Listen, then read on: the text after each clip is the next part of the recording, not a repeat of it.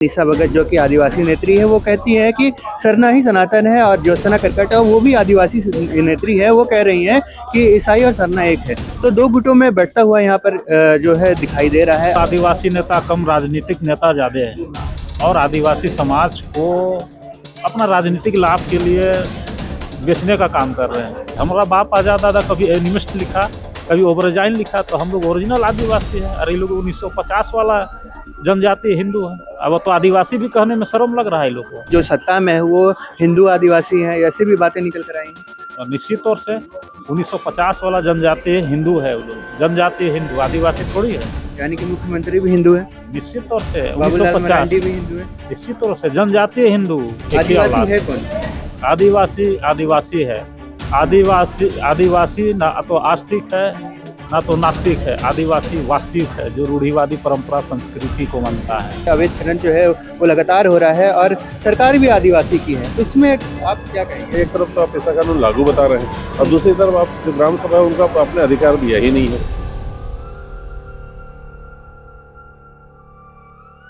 केंद्रीय सेना समिति के द्वारा प्रेस वार्ता का आयोजन किया गया था। साफ तौर पर 24 मई को जनजातीय सुरक्षा मंच में गृह मंत्री अमित शाह के द्वारा कुछ वाणी जो है बोली गई थी, जहां पर आदिवासियों को वनवासी बताया गया था। इसका पूर्णतः विरोध जो है इस प्रेस वार्ता में किया जा रहा। साथ ही साथ डिलिस्टिंग जैसी मुद्दे और अवैध खनन जैसे मुद्दे जो है यहाँ पर उठाए जा रहे हैं। फुलचंद जी हमारे साथ है, थोड़ा ब्रीफ देंगे हमारी जनता को, आखिर उद्देश्य क्या था प्रेस कॉन्फ्रेंस का? देखिए, आदिवासी समाज जो है संक्रमण काल से गुजर रहा है जी। आदिवासी जो है किसी को हिंदू बता रहा है तो आदिवासी को ईसाई बताया जा रहा है। अभी आदिवासी का हालिया मुद्दा जनगणना 2026-27 का जो वर्ष है, अभी आदिवासी किस धर्म में अपना धर्म कोड कॉलम लिखेगा ये इसको पता नहीं है। लेकिन आदिवासी समाज को बराबर गुमराह किया जा रहा है। मेन जो गुमराह कौन कर रहा है सर?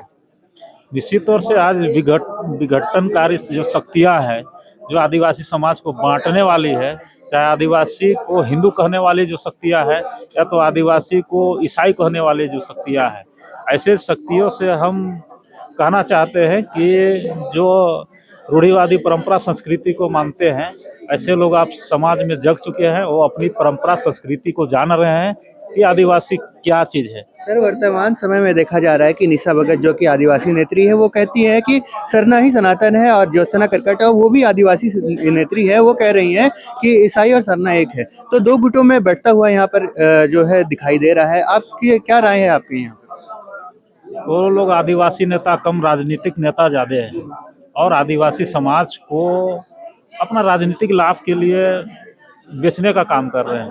तो ना आदिवासी सरना सनातन एक है, ना सरना ईसाई एक ही औलाद का। तो फिर आदिवासी है कौन? आदिवासी है। आदिवासी ना तो आस्तिक है ना तो नास्तिक है। आदिवासी वास्तविक है जो रूढ़िवादी परंपरा संस्कृति को मानता है। सर, खाटी आदिवासी और नॉर्मल आदिवासी में क्या अंतर है?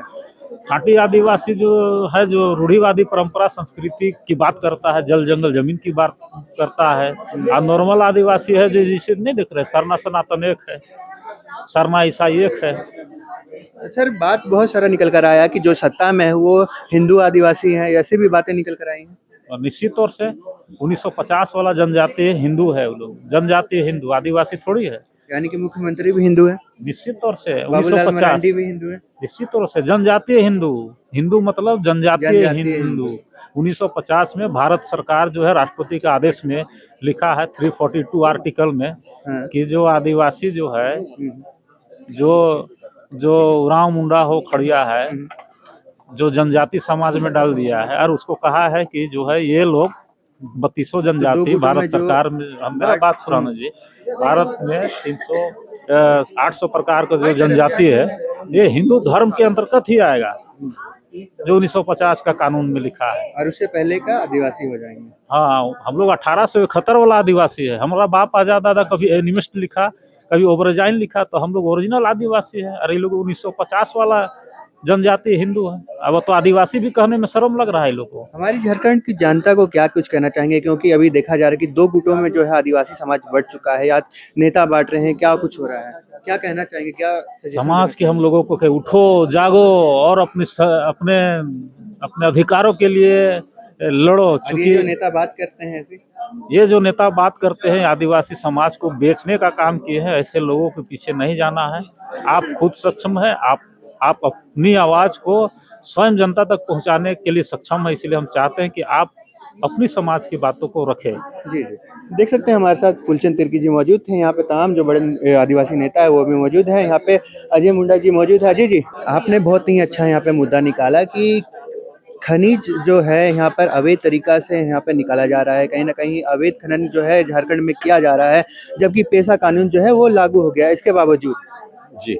यहाँ पर मैं दो बात कहूँगा। आपने पेशा की बात कही, खनिज की बात कही, और निश्चित रूप से पेशा है क्या, उसका अगर पूरा फॉर्म अगर आप देखें तो panchayat extension to schedule area. क्योंकि आज़ादी के समय से जब संविधान पहली बार लागू हुआ उस समय में पंचायत की व्यवस्था नहीं थी और न ही पेशा था। वो मेरे ख्याल से 1992-93 के आसपास हुआ, और पेशा कानून 1996 में केंद्र द्वारा पारित किया गया। उसमें बहुत स्पष्ट प्रावधान है कि उसमें जितने भी जो भी निर्णय होंगे ग्रामीण क्षेत्रों के, वो ग्राम सभा के द्वारा लिए जाएंगे।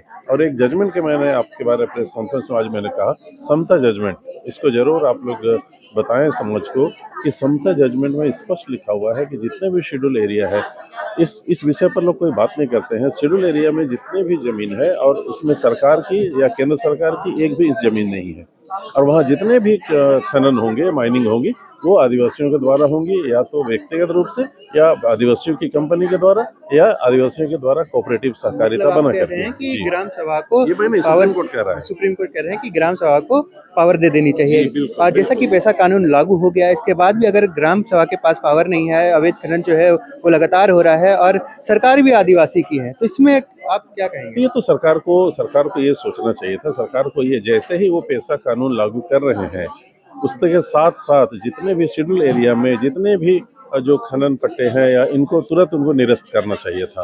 क्योंकि जब पैसे, दो कानून एक साथ नहीं चल सकता है। जो ग्राम सभा का अधिकार है, एक तरफ तो आप पेशा कानून लागू बता रहे हैं, और दूसरी तरफ आप जो ग्राम सभा है उनका आपने अधिकार दिया ही नहीं है।